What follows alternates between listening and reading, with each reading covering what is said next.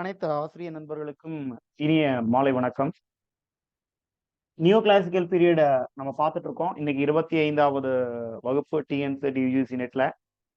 இன்னைக்கு neo classical பீரியட்ல கடைசி பார்ட் 4 பார்க்குறோம். ஸோ அடுத்த வகுப்பு நீங்க வந்து ஏஜ் ஆஃப் ஜான்சன்ல எதிர்பார்க்கலாம். ஸோ இந்த நியோ கிளாசிக்கல் பீரியட் பொறுத்த வரைக்கும் நிறைய மைனர் ரைட்டர்ஸ் இருந்தாங்க.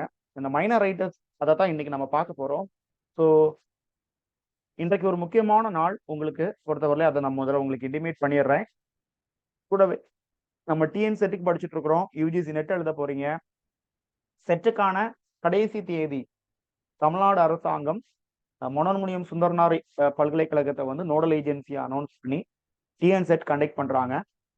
இந்த டிஎன் செட்டுக்கு அப்ளை பண்றதுக்கான கடைசி தினம் இன்றைக்கு ஏப்ரல் 30 ஓகே, தயவு செய்து அப்ளை பண்ணாதவங்க இன்னைக்கு நைட் 12 o'clock அது முடியும்னு நினைக்கிறேன். ஸோ அதுக்குள்ள நீங்க என்ன பண்ணிருங்க அப்படின்னா அதை அப்ளை பண்ணிருங்க. கூடவே இதுல உங்களுக்கு என்ன ஒரு வாய்ப்பு அப்படின்னு பாத்தீங்கன்னா, ஒரு 2 தினங்களுக்கு முன்பாக நம்மளுடைய டிஆர்பி போர்டு ஒன்று அனௌன்ஸ் பண்ணாங்க. ஒரு நோட்டிபிகேஷன் எல்லாரும் பார்த்துருப்போம். திரும்பியும் உங்களுக்கு ரிமைண்ட் பண்றேன். நீங்க எழுதுறது வரும் டிஎன் செட் அல்ல. ஓகே, உங்களுக்கு மட்டும் இறைவனோட அருள், கடின உழைப்பு இது எல்லாமே உங்களுக்கு ஒரு சேர அமைந்திருந்தால் இந்த டிஎன் செட் எழுதின கையோடையே நீங்க என்ன பண்ணிடலாம், டிஆர்பி உடைய assistant professor exam for arts and science காலேஜுக்கானதை நீங்க தாராளமாக எழுதலாம். அதற்கான வாய்ப்பு நான் முதல் நாள்ல இருந்து சொல்லிட்டு இருக்கேன். டிஆர்பி அசிஸ்டன்ட் ப்ரொஃபசர் கால்ஃபார் பண்ணியிருக்கிறாங்க. அதில் objective type and descriptive type ரெண்டுமே இருக்குது. நீங்க டிஎன் செட்டுக்கு அப்ளை பண்ணி நீங்க ஒருவேளை வெற்றி பெற்றீங்கன்னா நீங்க தாராளமா என்ன பண்ணலாம், டிஆர்பி அசிஸ்டன்ட் ப்ரொஃபசருக்கும் எலிஜிபிள்.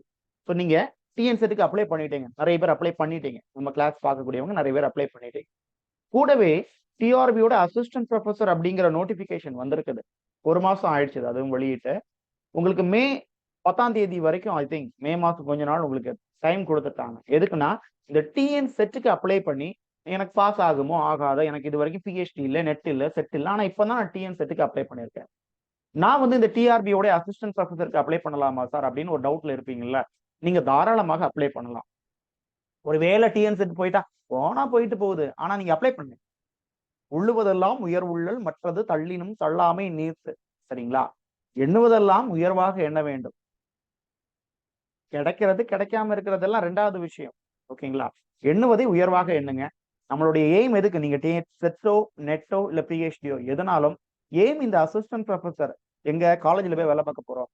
அதுவும் நீங்க ஒரு எய்டட் காலேஜை விட நீங்க ஒரு கவர்மெண்ட் காலேஜ்ல உங்களுக்கு டிஆர்பி மூலமாக ஒரு போஸ்டிங் கிடைச்சதுன்னா, நீங்க இத்தனை நாட்கள் பட்ட கஷ்டங்கள், இத்தனை நாட்கள் நீங்க தாண்டி வந்த அவமானங்கள், உங்களுடைய ஏஜ் எல்லாம் 30, 40, 45, ஏன் 50 வயதுல கூட நம்ம கிட்ட கால் பண்ணி பேசக்கூடிய போட்டியாளர்களும் இருக்காங்க. எல்லாருக்கும் என்னது கடின உழைப்பு நீங்க பண்ணீங்க அப்படின்னா, இது வரைக்கும் எந்த எலிஜிபிலிட்டியும் இல்ல. ஒன்னும் பயப்படாதீங்க. வித்தின் 3 months உங்க கையில ஒரு 70,000 ரூபாய் சம்பளம் கிடைக்கக்கூடிய ஒரு வேலை இருக்க போகுது. நீங்க செய்ய வேண்டிய ஒரே முதலீடு படிக்கணும். ஸ்மார்ட்டாவோ இல்ல வந்து ஹார்டாவோ எப்படியாவது படிங்க. ஹார்ட் ஒர்க் பண்ணியோ ஸ்மார்ட் ஒர்க் பண்ணியோ எப்படியாவது படிங்க. ஆனா படிச்சு கொண்டே இருங்க. ஓகேங்களா? டிஎன் செட் ஜூன் மாசம் எழுத போறீங்க இல்லைங்களா? ஜூன் மாசம் டிஎன் செட் எழுதுறீங்க. இறைவனுடைய அருள் உங்களுக்கு இருந்ததுன்னா கண்டிப்பா நீங்க என்ன பண்ணுவீங்க, வெற்றி பெற்றுவீங்க. சரிங்களா? டிஎன் செட் எழுதி முடிச்ச கையோட டிஆர்பியோட அசிஸ்டன்ட் ப்ரொஃபசர் ஒரு 2-3 மாசத்துல வந்துரும். சரிங்களா? இப்ப டென்டேட்டிவா ஆகஸ்ட்ல கொடுத்துருக்காங்க. ஒரு செப்டம்பர்ல கூட தள்ளி போறதுக்கு வாய்ப்பு இருக்கும். நீங்க கண்டிப்பா இதை எழுதுவீங்க. ஒரு 3 மாசம் தள்ளி போயிடுச்சு, இன்னும் நல்லா கூட ப்ரிப்பேர் பண்ணி எழுதலாம். ஒரு 4 மாசம் தள்ளி போயிடுச்சு, நீங்க தான் கிங். 1 வருஷம் ப்ரிப்பேர் பண்ணிட்டு இருக்கவனுக்கு ஈக்குவலா நீங்க வந்துடலாம். அதனால் டிஎன் செட்டுக்கு அப்ளை பண்ணாதவங்க உடனே பண்ணுங்க. டிஎன் செட் அப்ளை பண்ணி நான் வச்சிருக்கிறேன் சார் அப்படிங்கிறவங்க இந்த மே ஃபர்ஸ்ட் வீக்குள்ளாடி இந்த டிஆர்பியோட அசிஸ்டன்ட் ப்ரொஃபசர் எக்ஸாம் அப்ளை பண்ணிருங்க சார். அதுல தனி ஆப்ஷனே கேட்டிருக்காங்க உங்களுக்கு. டிஎன் செட்டுக்கு நீங்க அப்ளை பண்ணி அதன் மூலமாக பண்றீங்களா? ஆமா, அதுல ஆமான்னு கொடுத்து அழகா பண்ணிருங்க. இதுக்கு 2000 ரூபாய் கட்டிட்டேன் சார், இதுவே கிடைக்குமா கிடைக்காதா? ஒன்னும் பிரச்சனை இல்லை. எவ்வளவோ நம்ம வாழ்க்கையில தொலைச்சிட்டோம். செல்போன் வாங்குறோம் 15,000 18,000 கீழே விழுந்தா சில்லு, திரும்ப அடுத்தது ஒண்ணு வாங்குறது இல்லையா? அப்பெல்லாம் நமக்கு மனசு வருத்தப்படுறது இல்லை.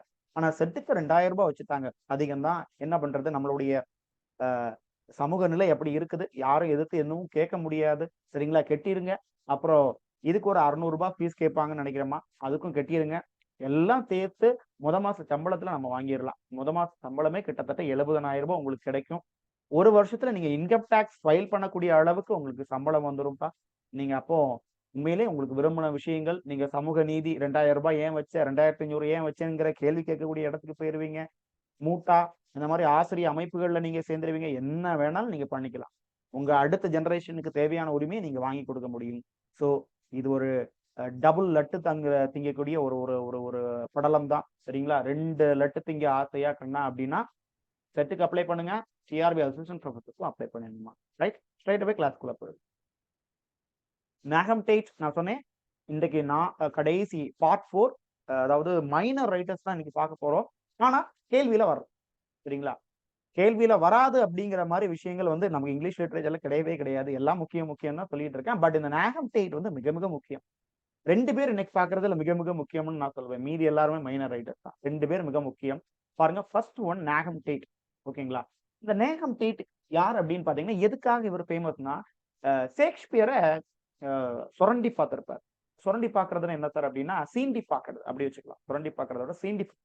நாகம் டேட் அதாவது பெரிய பெரிய ஜாம்பவான்கள், சிங்கங்கள், சிங்கத்தின் குகைக்குள்ளேயே நுழைந்து அதனுடைய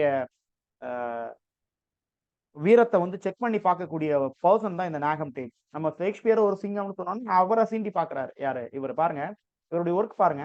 தி ஹிஸ்டரி ஆஃப் இங்கிலீஷ் கிங். யாரு? King Lear. முதல்ல நான் சொன்ன வாசகம் சரியா அப்படின்னு பாருங்க. நான் ஃப்ளோல சொல்லிட்டேன், இங்கிலீஷ் கிங்னு சொல்லிட்டேன். உண்மையிலே இது இங்கிலீஷ் கிங் தானா? The plot construction of King Lear எங்க வச்சு நடக்குது? Try to answer in the comment box. நான் ஒரு ஃப்ளோல இங்கிலீஷ் கிங்னு சொல்லிட்டேன். So try to answer. King Lear அப்படிங்கிறவர் இங்கிலாந்தினுடைய கிங் தானா அப்படிங்கறத எனக்கு கன்ஃபார்ம் பண்ணுங்க, கமெண்ட்ல சொல்லுங்க. நாகம் டேட்டுக்கு ரொம்ப ஃபேமஸான திங் இதுதான். ஏன்னா கிங் லியரை கிரிட்டிசைஸ் பண்ணி எழுதியிருக்கிறாரு. என்ன சார் கிரிட்டிசைஸ் பண்ணார்னா, one of the cruel tragedy in Shakespeare's work எதுன்னு கேட்டீங்கன்னா கிங் லியரை தான் நம்ம சொல்லுவோம். ஒத்தல்லோ, ஹேம்லெட் எல்லாம் ட்ராஜடி தான். ஆனா இதுக்கு மேல ஒரு மனுஷன் துன்பப்பட முடியுமா? ஏன்னா அவங்க செத்துடுறாங்க. ஹேம்லெட் செத்துடுறான், அப்புறம் வந்து ஒத்தல்லோ செத்துடுறாங்க, மேக்பெத்ல செத்துடுறாங்க. ஆனா இவரு செத்து செத்து செத்து பிழைக்கிறார். கிங் லியர் ரொம்ப சோகமா இருக்குது. இதுலயும் நிறைய சாவுகள், ட்ராஜடிஸ் நடக்குது.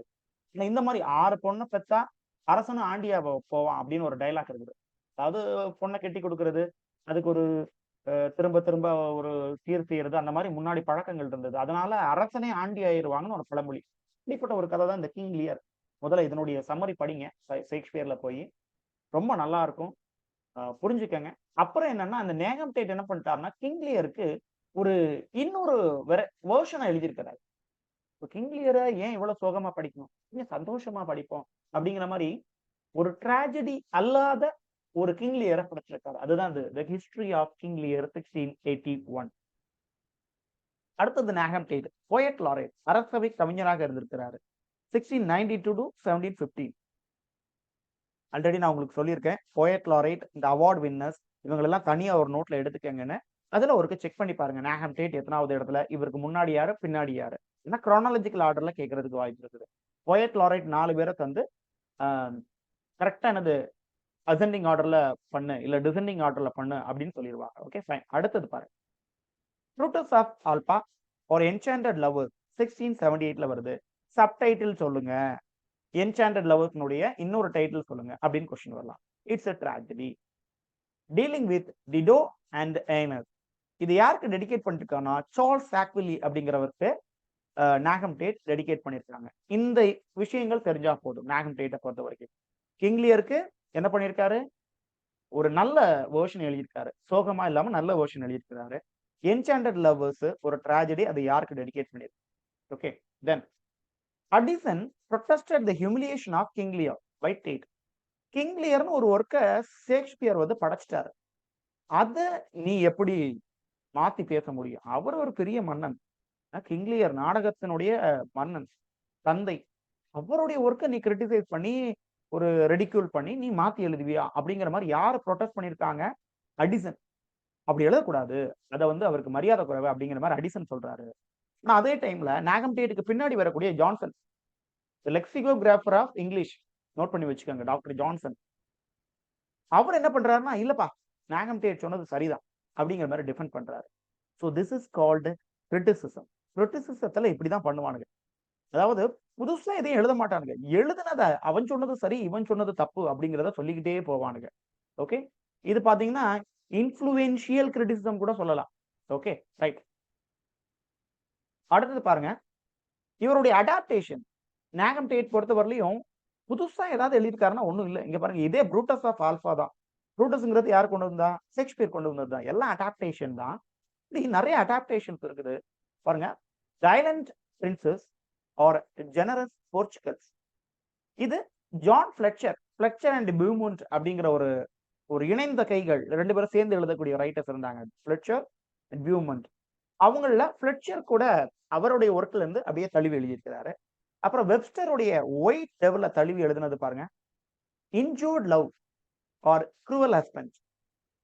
இதுல நான் ஜான் ஃபிளெச்சர்ல இந்த ஒர்க்க படிங்க, அந்த ஒர்க்க படிங்க நான் சொல்லல. பட் வெப்ஸ்டருடைய இந்த ஒயிட் டெவில் படிங்க.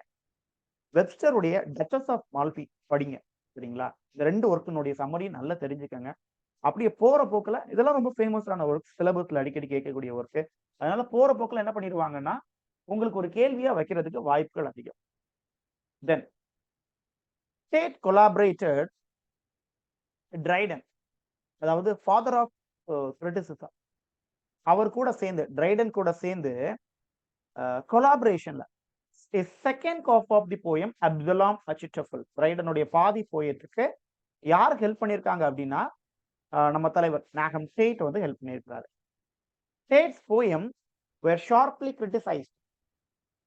சட்டையர் சட்டையரிஸ்ட் அலெக்சாண்டர் போப் எதுல அவருடைய ஒர்க்கான டொன்சியார்ட்ல யாரை கிரிட்டிசைஸ் பண்ணியிருக்கிறாரு? டேட். அவருடைய போயம்ஸ் பாருங்க, பனாசியா பாருங்க, பனாசியா a poem on tea. This work is very famous. Panacea, a poem on tea. Again criticism. Collier attacked அவருடைய pamphlet ஆன a short view of immortality and profaneness of English stage. ஓகேங்களா? அழிவில்லாத ஒரு ஆங்கில ஒரு நாடகத்தினுடைய இதுல ஒரு சின்ன வியூ, அந்த ஒர்க்ல அது ஒரு பேம்ப்ளெட், ஒரு ஒரு ஒரு பெரிய புக்லெட் மாதிரி இருக்கும். சரிங்களா? ஏற்கனவே நிறைய பேம்ப்ளெட்ஸ் பார்த்துருக்கோம் இல்லைங்களா? துண்டு பிரசுரங்கள். அதுல காலியர் எழுதின பேம்ப்ளெட்ல நேகம் டேட்டை கிரிட்டிசைஸ் பண்ணியிருக்கிறார்.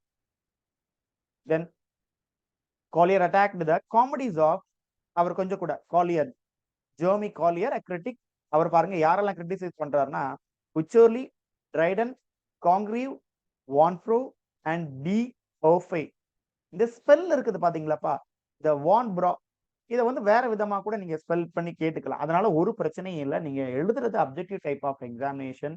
So you are not going to face any viva boards. அதனால நீங்க பயப்படவே வேண்டியதில்லை. இன்னொரு ஸ்பெல் இருக்குதா, நீங்க அதை ஃபாலோ பண்ணிக்கோங்க, ஒன்றும் பிரச்சனை கிடையாது. ஓகே. நேகம் Tate translated the psalm of David. Religious as well as political எல்லாம் யார்கிட்ட இருக்குது அப்படின்னா நேகம் டேட் கிட்ட இருக்கு. அகைன் அவருடைய முக்கியமான work the history of King Lear. 1681 இது வெளிவருது. இதுல கேள்வி கேட்கலாம், நோட் பண்ணி வச்சுக்க. ஏன்னா ஷேக்ஸ்பியருடைய ஒர்க்லயே ஷேக்ஸ்பியரை பத்தி படிக்கும்போது ஷேக்ஸ்பியருடைய கிரிட்டிக்ஸ் நம்ம கொஞ்சம் சொல்லுவோம். ஷேக்ஸ்பியரை பத்தி புகழ்ந்து இல்ல இகழ்ந்து பேசினவங்க யாருன்னா, அதுல ஒரு ஆளா இந்த நேகம் டேட்டை சொல்லுவோம். டிஎஸ் எலியட், எப்படி டிஎஸ் எலியட் வந்து தன்னுடைய criticism of Hamlet and his problems அப்படின்னு ஒரு ஒர்க் இருக்குப்பா. ஹாம்லெட் அண்ட் ஹிஸ் ப்ராப்ளம்ஸ் அப்படின்னு ஒரு ஒர்க் இருக்குது. இந்த ஹாம்லெட் அண்ட் ஹிஸ் ப்ராப்ளம்ஸை ஃபேமஸ் ஆக்குனது டிஎஸ் எலியட், அவருடைய ஒர்க் அது. ஹாம்லெட் வந்து பாத்தீங்கன்னா நிறைய பிரச்சனையோட இருக்குது. ஆப்ஜெக்டிவ் கார்லேட்டிவ் அதுல இல்ல. It's a failure work of Shakespeare அப்படின்னு டிஎஸ் எலியட் என்ன பண்ணுவாரு? டிஎஸ் எலியட் கம்ப்ளைண்ட் பண்றாரு. எந்த ஒர்க்ல? Hamlet and his problem. அப்போ ஷேக்ஸ்பியரோட கிரிட்டிக்ல முக்கியமான கிரிட்டிக் யாருன்னா டிஎஸ் எலியட்ட சொல்லிடுவாங்க. அதே மாதிரி இந்த நேகம் டேட்டும் ஒன் ஆஃப் த கிரிட்டிக். யாரை கிரிட்டிசைஸ் பண்றாரு? ஷேக்ஸ்பியரை. ஆனா கிங் லியருக்கு நல்ல ஒரு எண்டிங் கொடுத்தாரு, happy ending. King Lear resumes the throne, அவருக்கு திரும்ப மணிமுடி கிடைக்குது. அண்ட் கார்டிலியா மேரிஸ் எட்கர், இப்படின்னு அது கதையை முடிக்கிறார். வேற முக்கியமான விஷயம் இந்த ஹிஸ்டரி ஆஃப் கிங் லியர்ல பாத்தீங்கன்னா, it's shorter than Shakespeare play. ஷேக்ஸ்பியருடைய பிளேல கிங் லியர் ரொம்ப லாங்கஸ்ட் பிளே. இங்க 800 லைன் கம்மியா எழுதியிருக்கிறார். ஓகேங்களா? ஷேக்ஸ்பியர்ல இருந்து ஒரு 800 லைன்ஸ் கம்மியா எழுதியிருக்காரு. கிங் லியர் கூட ஒரு ஃபூல் வந்துகிட்டே இருப்பான். எது ஷேக்ஸ்பியருடைய பிளேல. ஆனா இங்க ஃபுல் மிஸ் ஆகுறான். இதெல்லாம் கேள்விப்பா, இதெல்லாம் கண்டிப்பா கேட்கலாம். No description of French king. Okay, Cordelia அங்க இருந்து பிரெஞ்ச் கிங் கூட படையெடுத்து வர்ற மாதிரி இருக்கும். ஆனா இங்க அது பிரெஞ்சு கிங்கே காமிக்கல. இங்கிலாந்துலயே தான் இருக்காங்க. டேட் வந்து புதுசா ஒரு கேரக்டர் அந்த கார்டிலியாக்கு அறிமுகப்படுத்துறாரு. ஹர் சர்வன்ட் அரன். இப்படி ஒன்னு ரெண்டு வித்தியாசங்கள். ஓகே, குளோசஸ்டர் வந்து கிளாஸ்டர் அப்படின்னு சேஞ்ச் பண்ணப்பட்டிருக்காங்க. Okay fine. இந்த இரண்டு சகோதரிகளையும் சாகிற மாதிரி காமிக்கிறாரு. எப்படின்னா சீக்ரெட்லி பாய்சன் சீசேஜ், ரெண்டு பேரும் மாறி மாறி விஷம் வச்சு செத்து போயிடுறாங்க அப்படிங்கிற மாதிரி. தென் அடுத்த ரைட்டர், முதல் ரைட்டர் பாருங்க, நாகம் டேட். இவரும் ஒரு மைனர், நம்ம ரொம்ப அளவுல படிக்க மாட்டோம். ஆனா ஷேக்ஸ்பியர்ல இருந்து இவரை பத்தி ஒரு கேள்வி வந்துடலாம். அதே மாதிரி அடுத்த ரைட்டர் பாருங்க, நிக்கோலஸ் ரோ. இவரும் ஒரு என்னது, ஒரு மைனர் ரைட்டர் பட் கிரிட்டிக். அவரு ஷேக்ஸ்பியரை கிரிட்டிசைஸ் பண்ணாரு. இவரும் ஷேக்ஸ்பியருடைய ஸ்டைல ஃபாலோ பண்ணவர்ப்பா. ரெண்டு பேரும் ஞாபகம் வச்சுக்கோங்க. ஃபர்ஸ்ட் நம்ம பார்த்தவர் வந்து நாகம் டேட். திருப்பி திருப்பி சொல்லிக்கங்க, ஒரு 10 வாட்டி சொல்லிக்கங்க. ஏன்னா இது ஒரு புதிய பெயர். அலெக்சாண்டர் போப் ஜான்சன் ஞாபகத்துல இருக்கணும், டேட் ஞாபகத்துல நிக்காது. நாகம் Tate, history of King Lear அப்படிங்கறத ஞாபகம் வச்சுக்கோங்க. ஓகே, டேட் டேட்னு வச்சுக்கோங்க. ஓகேங்களா, டேட் டேட் அட்டப்பழைய கிங் லியர் எழுதியிருக்கிறாரு. திருப்பி டேட் டேட் டேட்னா எக்ஸ்பைரி ஆனது, கிங் லியர் எக்ஸ்பைரி ஆனது, அதை திருப்பி எழுதி வச்சிருக்காரு டேட். ஓகே, அப்படி ஞாபகம் வச்சுக்கோங்க. இப்போ ரோ டேட்டு கூட வரிசையில வர்றான், ரோல வர்றான், அப்படி ஞாபகம் வச்சுக்கோங்க. Nicholas Rowe, poet laureate. Again கரெக்டா ஒரு வரிசையில வர்றாரு. 15 டேட்டுக்கு அப்புறம் அப்படியே அதை வாங்கிக்கிறாரு. 15 to 18 poet, dramatist, miscellaneous writer. அவருடைய ஒர்க் பாருங்க, the ambitious step mother. The ambitious step மதர்னாலே ஆம்பிஷியஸா தான் இருப்பாங்க. ஓகே, அப்படி ஞாபகம் வச்சுக்கோங்க. Ambitious step mother 1700. கரெக்டா டிரைடனுடைய காலகட்டம் முடியுது. He edited works of Shakespeare. As எப்படி எந்த பேர்ல அவர் எடிட் பண்றாரு அப்படின்னா, the works of Mr. William Shakespeare in 6 volumes. இதை fill in the blanksல கேட்டுருவாங்க. 6 volumes, 7 volumes, 8 volumes. So ஞாபகம் இருக்கட்டும், 6 volumes. Adorned with cuts, revised and corrected. நிறைய குழப்பங்கள் இருந்தது, எல்லாத்தையும் தட்டி ஒதுக்கி கரெக்ட் பண்ணி இப்ப நம்ம படிக்கக்கூடியதெல்லாம் இவங்களுடைய வெர்ஷனா கூட இருக்கும். With an account of the life and writings of the author. அவருடைய வாழ்க்கை கூட பொருத்தி அவருடைய பயோகிராபியை சொல்லி எழுதியிருக்கேன் அப்படின்றாரு. அடுத்து ட்ராஜடி ஆஃப் ஜான் ஷோர் 1714ல இவரால் எழுதப்பட்ட ஒரு பிளே. ஷேக்ஸ்பியருடைய ஸ்டைல இமிடேட் பண்றாரு. இங்கிலீஷ் லிட்டரேச்சர்ல ஷேக்ஸ்பியருக்கு பின்னாடி வந்தவங்க யாருமே அவரை தவிர்த்துட்டு எழுத முடியாது. ஈவன் கிரிட்டிசிசம் எழுதுறதா இருந்தாலும் நீ அவரை பத்தி தான் திட்டி எழுதணும், அந்த அளவுக்கு எழுதி வச்சிருக்காரு. அவருடைய போயம்ஸ் பாருங்க, Nicholas Rowe. Poem upon the late glorious successor of Her Majesty's arm, vote for the new year. Okay, number அது வந்து அது நியூ இயர்ங்கிறதுல அந்த நம்பர் 1700 1800 ஒரு நம்பர். ஓகேங்களா, place place ambitious step mother பார்த்துட்டோம். Chamberlain, Ulysses. யுலிசஸ் அப்படிங்கிறது play மட்டும் தான் இருக்குதாப்பா, வேற ஏதாவது வெர்ஷன்ஸ் யுலிசஸ் அப்படிங்கிற பேர்ல இருக்குதா? செக் பண்ணிக்க. இருக்குது, செக் பண்ணிக்கங்க. Royal convert, Lady Jane Grey. Again another minor writer, Thomas Furness, 1679 to 1718. Anglo Irish, இங்கிலாந்துக்காரனா அயர்லாந்துக்காரனா ஞாபகம் வச்சுக்கோங்க. இதையே கேள்வியா கேட்டுருவாங்க. மேட்ச் த ஃபாலோவிங்ல அயர்லாந்து, இங்கிலாந்து, ஸ்காட்லாண்டுன்னு போட்டு விட்டுருவாங்க. ஓகே, அதனால அவங்களுடைய நேஷனாலிட்டி ரொம்ப ரொம்ப முக்கியம். Okay, friend of Pope and Swift, ராட்சச ரைட்டர்கள் இல்லைங்களா, போப் அண்ட் ஸ்விஃப்ட். அவங்களுடைய ஃப்ரெண்ட் இவரு, மெம்பர் ஆஃப், இவங்க ரெண்டு பேருக்கும் ஃப்ரெண்டுனா ஸ்கிரிப்ட்லர்ஸ் கிளப்ல அவரும் ஒரு மெம்பரா இருப்பார். ஓகே, கான்ட்ரிபியூட்டர் ஸ்பெக்டேட்டர் ஞாபகம் வச்சுக்கோங்க. லாஸ்ட் கிளாஸ், நேத்து கிளாஸ்ல பார்த்தோம், ஸ்பெக்டேட்டருக்கு யாரெல்லாம் கான்ட்ரிபியூட் பண்ணாங்க, பேட்லருக்கு யார் கான்ட்ரிபியூட் பண்ணாங்க, கார்டியனுக்கு யாரு கான்ட்ரிபியூட் பண்ணாங்க. ஸோ இதை திரும்பி திரும்பி ஞாபகம் வச்சுட்டே இருக்க, மறந்து போயிடும். ஏன்னா சாஸ்டர், ஷேக்ஸ்பியர், வேர்ட்ஸ்வொர்த், இவங்க எல்லாம் பெரிய பெரிய ரைட்டர்ஸ். நீங்க எப்பவும் அவங்கள பார்த்துக்கிட்டே இருப்பீங்க. இந்த ஸ்பெக்டேட்டர், அடிசன் அண்ட் ஸ்டீல் எல்லாம் எப்பமாவது ஒரு ப்ரோஸ்ல தான் பார்ப்பீங்க. ஸோ இதை ரிவைவ் பண்ண வேண்டியது ரொம்ப ரொம்ப கட்டாயம். Aided Pope in his translation of Iliad. போப்புனுடைய டிரான்ஸ்லேஷனுக்கு ஹெல்ப் பண்ணியிருக்கிறாரு. கிரேவியார்ட் போயிட்ஸ்ல முக்கியமானவர் தாமஸ் கிரே பார்ப்போம், சரிங்களா. அதுல ஒரு மெம்பர் யாரு, ஃபர்னல். இந்த ஜான்சன் ஏஜ் வரும்போது கிரேவியார்ட் போயிட்ஸ் பார்க்கலாம். Okay fine. அடுத்தது பாருங்க, அவருடைய important work, battle of the frog and mice, the hermit, night piece on death. அடுத்த writer Edward Young. Edward Young 1683 to 1765, கொஞ்சம் சீனியர். ஓகே, இவர் ஃபேமஸ் எதுக்கு அப்படின்னா அவருடைய போயம் நைட் தாட். ராப்பொழுது சிந்தனைகள், உள்ள டிரான்ஸ்லேட் பண்ணா அப்படி ராப்பொழுது சிந்தனைகள் அப்படி வச்சுக்கலாமா? எண்ணங்கள், ராப்பொழுதின் எண்ணங்கள் எப்படி இருந்துட்டு போட்டு. ரைட், அப்ளிகேஷன் பாருங்க. Epistle to Lord Lansdowne. Epistle to, முதல்ல இதுக்கு அர்த்தம் கண்டுபிடிங்கப்பா. எபிஸ்டல் நான் right answer. What is my epistle to Lord Lansdowne 1713 வெளிவருது. 7 சட்டையர்ஸ் பாருங்க, பிட்வீன் 25 to 28, 3 வருஷத்துல ஆன் யூனிவர்சல் ஃபேஷன்ல பப்ளிஷ் பண்ணாரு. Series of 7 satires. ஏற்கனவே சொல்லிட்டேன், முதல் கிளாஸ்லயே சொல்லிட்டேன், age of 4 is famous for satires. கிண்டலும் கேலியுமாக மற்றவங்க சாட்டி சாட்டி எழுதுறது, சோசியல் ஈவில்ஸ் சொல்றது, இதுல எல்லாம் வந்து அவங்க பேர் போனவங்க. சட்டையரிஸ்ட் மூவ்மெண்ட்னு நீங்க இவங்களை சொல்லிக்கலாம். ஓகே, அவருடைய மேஜர் ஒர்க்ஸ் பாருங்க, எட்வர்ட் யங்கனுடைய major works. Poem on the last day, இது யாருக்கு டெடிகேட் பண்றாருன்னா குயின் ஆனி. சோஷியல் ஹிஸ்டரி ஆஃபிங்களா அந்த படிங்கம்மா படிங்கம்மா படிங்கம்மா, அதுல டெஸ்ட் எழுதுங்கம்மா அப்படின்னு திரும்பி திரும்பி சொல்றதுக்கு காரணம் இதுதான். எல்லாமே என்னதுன்னா அரசர் அரசியருடைய பேட்டர்னா வச்சுதான் அவங்க வாழ்ந்துட்டு இருக்காங்க. சார்சர்ல இருந்து தொடங்கி நீங்க இப்ப இருக்கக்கூடிய ரைட்டர்ஸ் வரைக்கும் பேட்டர்ன் ஆஃப் த ரைட்டர்ஸ் பாத்தீங்கன்னா பெரிய அரசிகள், லார்ட், இல்ல வந்து டியூக், இவங்க தான் இருப்பாங்க. அவங்கள பத்தி கொஞ்சம் தெரிஞ்சுதான் நம்ம ரைட். குயின் ஆனிக்கு இதை டெடிகேட் பண்றது poem on the last day. இப்ப சொல்லுங்க, ஃபேரி குயின் யாருக்கு டெடிகேட் பண்ணப்பட்டது? ஃபேரி குயின் யாருக்கு டெடிகேட் பண்ணப்பட்டது? கிறிஸ்டபர் மார்லோடைய ஒர்க்ஸ் எல்லாம் எந்த சமயத்துல யாருக்கு முன்னணியில எனாக்ட் பண்ணப்பட்டது? Right answer. அப்புறம் பாருங்க, Edward Young work force of religion or vanquished love, an epistle to Joseph Addison. இங்கே ஒரு எபிஸ்டல் இருக்குது, இங்கே ஒரு எபிஸ்டல் இருக்குது. இதுதான் அவருடைய first publication, epistle to Lord Lansdowne. இங்க epistle to Joseph Addison on the late of queen's death. பாருங்க, பஸ்ரிஸ் ரிவெஞ்ச். இது ரெண்டையும் முக்கியமா நம்ம பார்க்கணும்னா ரெண்டு play. Basically he was a poet, ஆனா பிளேயும் எழுதிட்டாரு. பஸ்ரிஸ் ரிவெஞ்ச் பாருங்க, இதுவும் ஒரு மைனர், ஆனா ஒரு பெண் எழுத்தாளர். Anne Finch, countess of Winchilsea. Okay, Anne Finch. She was an English poet.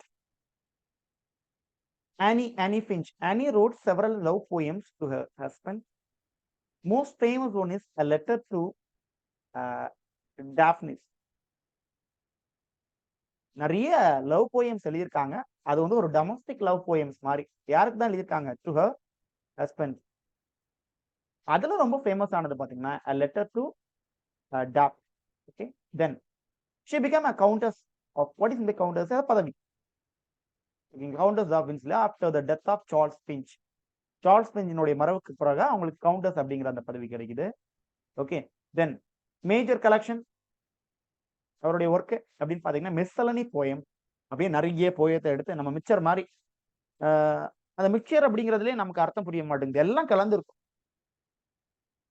அப்படியே வாரி கொண்டு வர்றதுன்னு சொல்லுவோம்ல, அந்த மாதிரி வாரி கொண்டு வர்றது, தனித்தனியா பிரிக்காம அப்படி கொண்டு வர்றது. ஓகே, இது எந்த வகையிலையும் சேர்க்க முடியாது, மிஸ்சலனிஸ் அப்படின்னு சொல்லுவோம். ஓகேங்களா, அந்த வகையை கொண்டு வர்றது on several occasions written by a lady. She is very proud of herself. Lady அப்படின்னு சொல்றதுல ப்ரௌட் ஆஃப். 1713 அது வெளிவருது. Virginia Woolf argued that Finch writings, criticism இருக்கணும் இல்லைங்களா, is harassed, distracted with hates and grievances. குழப்பமா இருக்கு, கடுப்பா இருக்குது, ஏதோ மோசமா இருக்குது. யாருடைய ஒர்க்கு? ஆனி பிஞ்சினுடையது அப்படின்னு யார் சொல்லியிருக்கா? வர்ஜீனியா வுல்ஃப் சொல்லியிருக்காரு இல்லையா? Spleen, tragedy, a natural reverie, or the works of Finch. Matthew Pryor, contributor to Examiner. இவரும் பாத்தீங்கன்னா ஏர்லி போப் பீரியட்ல தான், 1664 to 1721. பாத்தீங்கன்னா ரெஸ்டோரேஷன் பீரியட்லயும் இவர் கொஞ்சம் பங்களிப்பு இருக்கலாம். இவரை பத்தி ஒரு முக்கியமான விஷயம் சொல்லணும் அப்படின்னா, Whigs Tories, social history of இங்கிலாந்துல படிங்கன்னு சொல்லியிருக்கேன். விக்ஸ் அண்ட் டோரிஸ் ரெண்டு பொலிட்டிக்கல் பார்ட்டி. இங்கிலாந்துல இருந்தவங்க. இவங்க எந்தெந்த காஃபி ஹவுஸ் போனாங்க இதெல்லாம் பார்த்து வைக்க சொல்லியிருக்கேன். அந்த வகையில மேத்யூ பிரயர் என்னன்னா இந்த பார்ட்டி இடையில நடக்கக்கூடிய சண்டையில மாட்டிப்பார். பாருங்க, விக்ஸ் regained power in 1714. இந்த டைம்ல he not belongs to Wicks. Okay, அதான் முக்கியம். He was impeached by Robert Walpole and was closed custody for 2 years. 2 வருஷம் பிடிச்சி ஜெயிலுக்குள்ள உட்காந்து வச்சிருக்காங்க. 15 to 17ல 14ல விக்ஸ் பவருக்கு வந்தோன்னா 2 வருஷம் பிடிச்சி உள்ள வச்சிடறாங்க. அந்த டைம்ல அந்த இம்ப்ரிசன்மெண்ட்ல அவர் ஒரு பெரிய போயம் எழுதுறாரு, Alma or the progress of the mind. Samuel பட்லரை இமிடேட் பண்ணி இந்த ஒர்க்கர் எழுது. Samuel Butler. Okay, Hudibras is the work of, answer me. Hudibras is the work of. Hudibras எதை பத்தி உள்ளது? பிரேயர் உடைய ஒர்க் பாருங்க. His other work is Solomon and other poems on several occasions, 1718. இதுக்கு லார்ட் ஹர்லே அப்படிங்கிறவரு இவருக்கு 4000 பவுண்ட் கொடுத்துருக்காரு. இது பவுண்டா ஷில்லிங்கா கண்டுபிடிக்க சொல்லியிருக்கு. ஓகே, கொடுத்துருக்காங்க. ஓகே, போப்பனுடைய ஃபாலோவர் ஏற்கனவே பார்த்துட்டோம். He wrote 1687. He wrote The City Mouse and Country Mouse. City Mouse, Country Mouse in collaboration with Charles Montague. அது கிண்டல் அடிக்கிறத பார்த்தாலே சரி, The City Mouse and Country Mouse. ஏன்னா இங்க ஹிண்ட் அண்ட் பேந்தர்னு ஒரு ஒர்க் எழுதிட்டாரு. இது புரொட்டஸ்டானிசத்தையும் கேத்தாலிசத்தையும் கம்பேர் பண்ணி, யாரு? ட்ரைடன்.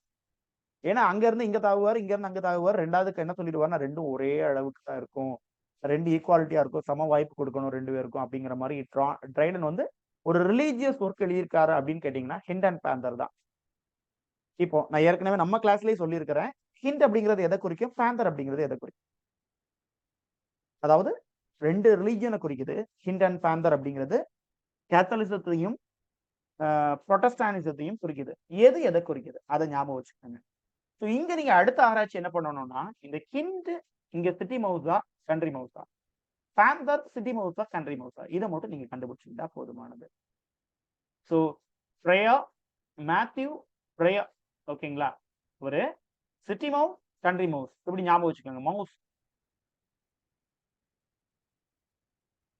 மேத்யூ பிரேயர் ஞாபகம் வச்சுக்கோங்க. மவுஸ் பிரேயர், அதாவது மவுஸ் இல்லாம நமக்கு கிளாஸே எடுக்க முடியாது, அப்படி வச்சுக்கோங்க. அதான் ப்ரையாரிட்டி. இப்ப நான் உங்களுக்கு இந்த பேஜ்ல அந்த பேஜ் மூவ் பண்ணி காமிக்கிறேன்னா என் கையில ஒரு மவுஸ் இருக்கு, ஓகேங்களா? மவுஸ் இருக்கிறனால தான் அதை ப்ரையாரிட்டியா நான் உங்களுக்கு மாத்தி மாத்தி காமிக்கிறேன். இப்படி ஏதாவது ஒண்ணு சின்ன சின்ன விஷயங்கள் உங்களுக்கு பிடிச்ச மாதிரி நான் வந்து எனக்கு தோன்றதை அப்படி சொல்லிட்டு போறேன். இதை விட உங்களுக்கு பெட்டரா ஒரு ஃப்ளூ இருக்குது, சேர்த்து வைக்கிறது கிடைக்குது அப்படின்னு அதை வச்சுக்கோங்க, ஓகேங்களா? சிட்டி மவுஸ், கண்ட்ரி மவுஸ் அப்படின்னா சார் அன்னைக்கு வந்து மவுஸ்க்கு ப்ரையாரிட்டி கொடுக்குறாரு, மேத்யூ பிரேயர் அப்படிங்கிறது ஞாபகம் இருக்கு. ஏன்னா ஆப்ஷன் நமக்கு தர போறாங்க. இந்த மாதிரி சின்ன சின்ன க்ளூ வச்சீங்கன்னா ஆப்ஷன் பார்க்கும்போது டக்குன்னு அடிச்சிடலாம், சரிங்களா? ஒண்ணுமே பார்க்காம போகக்கூடியவன் இல்ல காணா பாடம் பண்ணிட்டு போகக்கூடியவனுக்கு இதை மறந்து போகும், சரிங்களா? ஏன்னா இதுதான் ஸ்மார்ட் ஒர்க், ஓகேங்களா? ஹார்ட் ஒர்க் நம்ம ரொம்ப பண்ணுவோம். ஹார்ட் ஒர்க்னா அவ்வளோத்தையும் காணாம படிச்சுட்டு மேத்யூ பிரேயர் எழுதுனா 10 ஒர்க்கு 15 ஒர்க்கையும் படிச்சுட்டு போவோம், மறந்து போகும். நம்ம ஒன்றும் ஆகாயத்திலிருந்து குதிச்சு வர நம்மளாம் சாதாரண மனிதர்கள், ஓகேங்களா? ஆனா எந்த அளவுக்கு வேணா ட்ரை பண்ண முடியும் நம்மளால. சில ஸ்மார்ட் ஒர்க்ஸையும் நீங்க பண்ணுங்க. இந்த மாதிரி ஏதாவது ஒரு கனெக்டிவிட்டியை கிரியேட் பண்ணுங்க. மவுஸ் ப்ரையாரிட்டி கொடுக்க சொன்னாரு, அப்ப மேத்யூ பிரேயரு. அதே மாதிரி ரோல இருக்கும். யாருக்கு அப்புறம்? ரைட் ஆன்சர்மா நிக்கோலஸ் ரோனா சொன்னேன், வரிசையா நிக்கிறது. யாருக்கு அப்புறம்? நாகம் டேட்டுக்கு அப்புறம் வரிசையா யார் வருவார்? ரோ வருவாரு. போயட் லாரைட்ல அவர் தான் வர்றாரு அவருக்கு அப்புறமா. இப்படி ஒரு சின்ன சின்ன ஹிண்ட் அப்படியே அங்க கொடுத்துவீங்க. அப்புறம் பாருங்க, பிரேயர் சீம்ஸ் டு மீ ஒரு கிரிட்டிசிசம் தான். வில்லியம் மேக்வி ஸ்டாக்ரே உடைய criticism. Prior seems to me amongst the easiest, richest, the most charmingly humorous of English lyrical poem. இதே புகழ்ந்து சொல்றாரு. Okay, right. another minor, Laurence Eusden. இவரை நம்ம கண்டிப்பா கேள்விப்பட்டிருக்க வாய்ப்பு இல்லை. Again poet லாரைட்,